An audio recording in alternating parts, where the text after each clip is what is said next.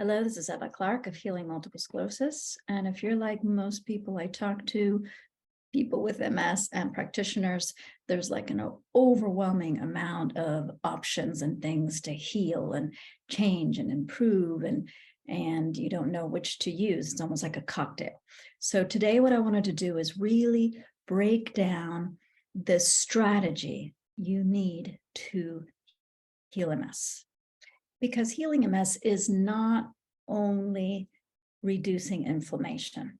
To heal MS, you need to address the inflammation, especially if you have just begun this journey and you have remission and remission. However, if you've been on the journey for a while, there's more going on.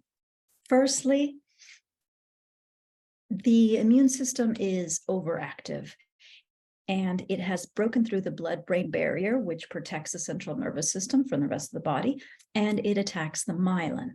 This is the inflammation you are trying to treat. This attacking of the immune system to the myelin, if it continues over and over, it creates scarring. But that's only a part of what's going on and a part of what you need to treat. Secondly, in August of 2022, it was discovered that people with MS have a chronic elevated allostatic stress load. Allostatic load is another word for stressors, both physical and mental stressors. Allostatic load affects every system and body organ involved in MS.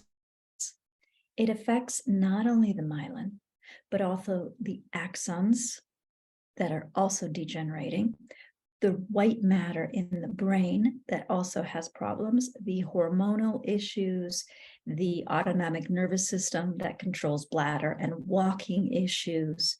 It can create pains, numbing, all the things that you've experienced can be attributed to, apart from the inflammation, this allostatic load. So this needs to be addressed, and we will be looking at some of the options to do that. And thirdly, if you've had it for a while and you have symptoms that are becoming stable, so they don't completely disappear, the third area you need to address is treatments and therapies that help to restore function and that help to create new neural pathways.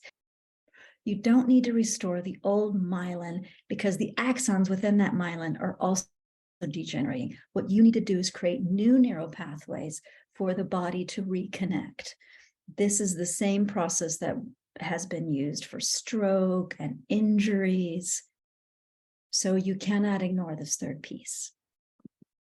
Treatments and therapies to address these. In the case of reducing inflammation, all the disease-modifying treatments are focused in this. They either prevent the T cells or the B cells from attacking myelin, or they make it harder for the immune system to break through that blood-brain barrier.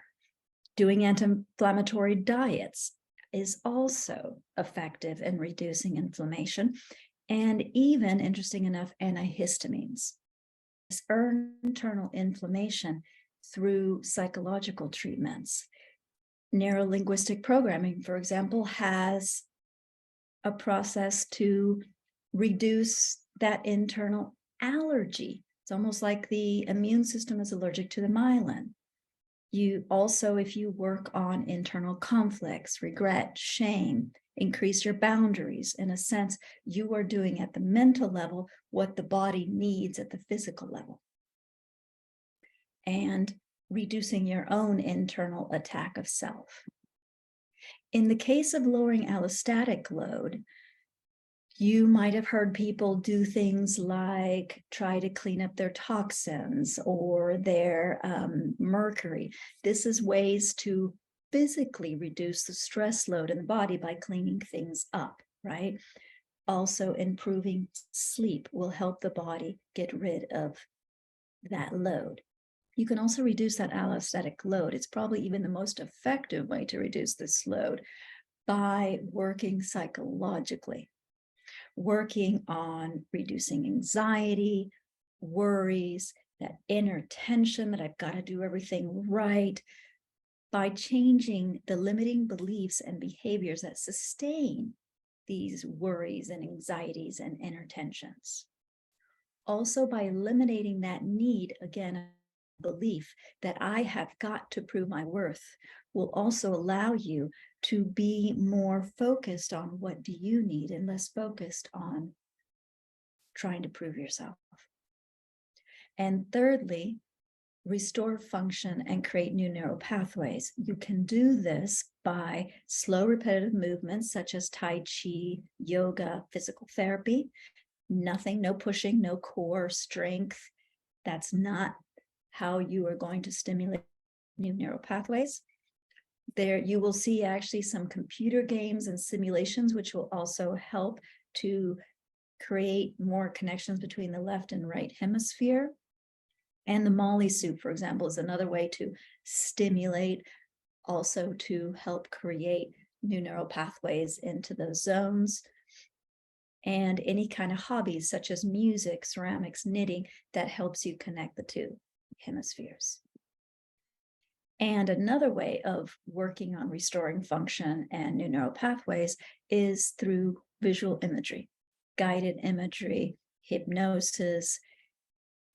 These kind of subconscious therapies have been shown to grow a breast size, 1 cup, have been shown to restore function in the gut and increase muscle mass, as well as improve walking, create new neural pathways, etc. In my work, the 3 main techniques that I use is neurolinguistic programming, because it's very effective in seeing what are the mental structures of anxieties and worries and change the beliefs and behaviors that cause them. Medical hypnotherapy, because we can discover what are those beliefs and behaviors, and we can even regress back to where they began. The earlier you change them, the easier they are to change. And we can create those powerful imagery and metaphors to restore function.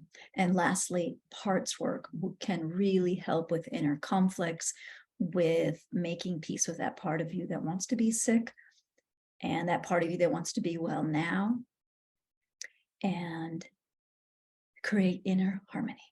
So summarizing, if you are wanting to heal your MS and there's just a boatload of therapies and you don't know what to do and which one's a priority, remember, especially at the beginning of your journey, inflammation is key. But once you've been on this journey for a while, you can't only focus on inflammation and reducing inflammation. You must focus on lowering that allostatic load, which therapies such as NLP, hypnosis, and parts work are probably most effective because they can address what's behind those stressors. And thirdly, therapies and exercises and imagery that help to restore function and create new neural pathways. This is Eva Clark of Healing Multiple Sclerosis.